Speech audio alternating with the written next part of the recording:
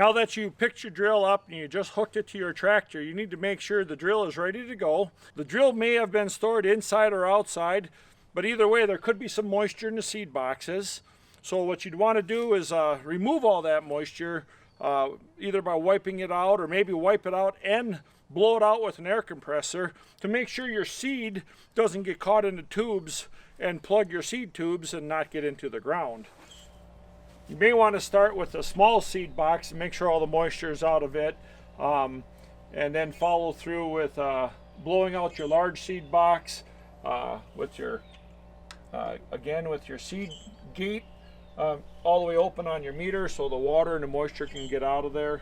It's just amazing how much dew can moisten or get onto your drill and get your seed to start sticking and not flowing through to the ground.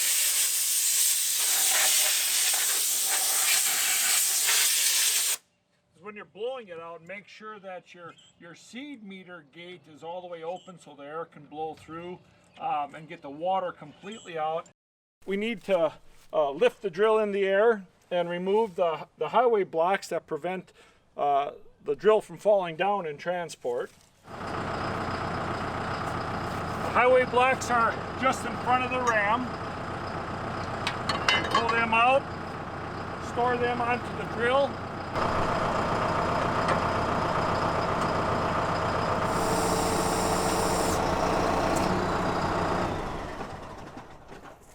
So the reason we need to set the drill down is we need to engage the clutch that allows the wheel drive to drive our seed meter so the seed actually falls, and that way we can calibrate the drill. So you need to jack the seeder up so you can spin the wheel to calibrate.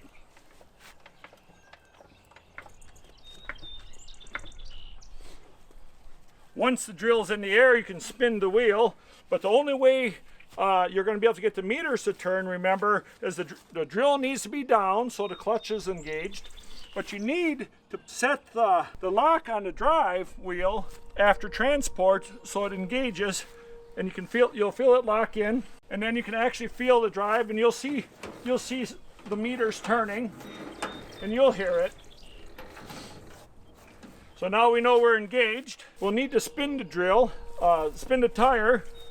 Based on tire size, the instructions are right on the inside of the box. We need to rotate this tire 17.75 times and weigh the amount of seed that comes out of 3 of the seed meters and multiply that by 10. The result will equal the rate in pounds per acre of complete seed. But remember, your total weight of seed includes inert materials like coatings and what have you. So if you need to put 10 pounds of seed in the ground and you've got 30% coatings, remember to include that in your math. Take the seed, some seed that you're going to be seeding. This happens to be a mix of grasses and legumes and chicory and plantain.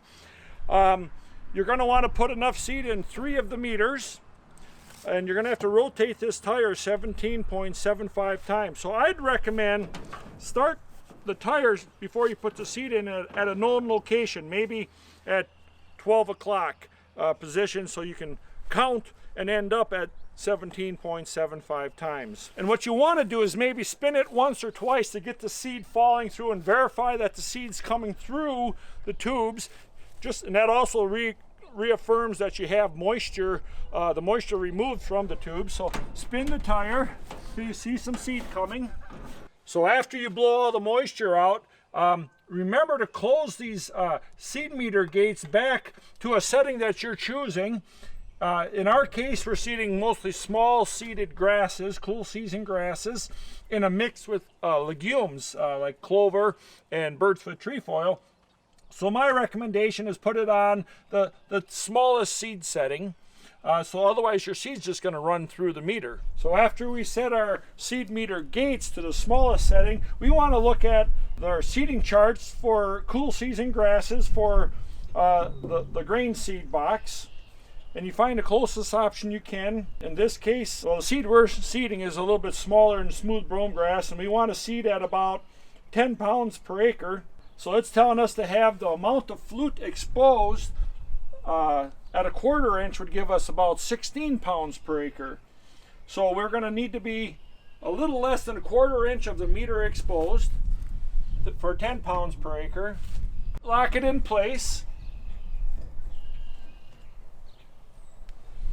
Run some through so you don't have any compressed seed and getting a false reading. Now what we'll do is we're going to dump that seed out, put it back into the seed bin, but we're going to weigh the amount of seed to calculate our rate. So to calibrate, we need to set the drive wheel at 12 o'clock so we know where we're starting. We're going to put a catch underneath 3 of the double disc openers to catch the amount of seed that's falling. We're going to spin the wheel 17 3/4 times. 1, 2, 17 3/4 will bring me to 9 o'clock. So we want to weigh the amount of seed that we have. So I have just a cheap digital kitchen scale. You want to set the tare, pull the seed out, dump it into the container, and then we'll weigh the container again to see how many ounces of seed fell. So we dropped just slightly less than 1 ounce, 0.9 ounces. So we'd multiply that amount times 10 to come up with the pounds per acre. So if we had 1 ounce, it'd be roughly about 10 pounds, and 0.9 would be roughly 9 pounds per acre. Really close to the 10 pounds we want. I would recommend running the drill a little lighter when you're seeding, just to make sure you have enough seed to get your whole field done. And if you have a little extra, then you can do the headlands or go across the field a little bit more. So now we've confirmed our seeding rate is accurate, or accurate enough for us to try full scale. I'd recommend putting a known amount of seed into the large seed box, maybe 10 pounds, and whatever you plan on seeding in 1 acre, and taking off and seeing how close it comes out to 1 acre. And if you're way off, make some adjustments. We need to set the drill back on the ground. So to set the drill down gently, you can leave this engaged when you're on your farm, because as soon as we lift this up again, the clutch that drives the chain, your seed will stop dropping seed, and just traveling from your farmyard to your field, you're really not giving much wear on the chain, and it's one less thing to forget. So we're all ready to fill the seed box up with a known amount of seed, and we're going to go plant an acre. So we measured out enough seed for about an acre. Remember, it was about 1/10 short of what we needed for a full acre on our scale. We dumped it into the seed box. So we calculated out an acre, and we ran the seed to make sure that our settings were close enough to run the seed for the rest of the field. We got pretty lucky, and we can take a look at that.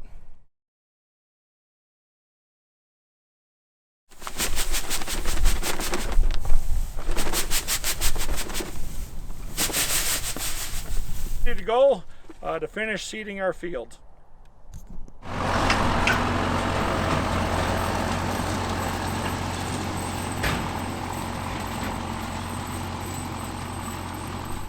Well, we're all done seeding, but that doesn't mean our work's all done.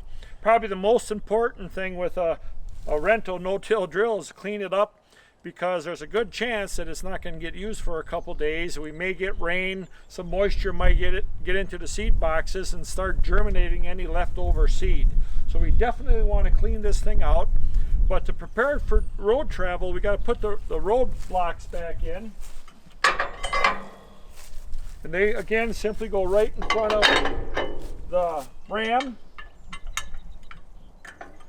One on each side. Make sure that you disengage this drive, pull it out and turn it so it's held out so that the drive chain isn't running down the highway.